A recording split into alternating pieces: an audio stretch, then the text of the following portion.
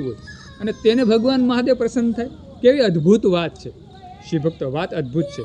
કારણ કે તે જાણતો નથી કે પ્રાણીને મારવાથી પાપ થાય છે, તેને ખબર નથી શિવ ભક્તો, પણ તેનાથી શિવલિંગની પૂજા થઈ જાય છે ને તો તેને બધું જ્ઞાત થાય છે.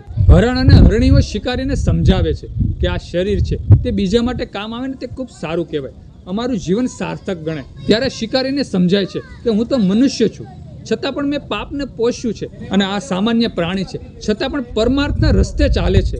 ત્યારે શિકારીને સમજાઈ જાય છે કે શું પાપ છે, શું પુણ્ય છે.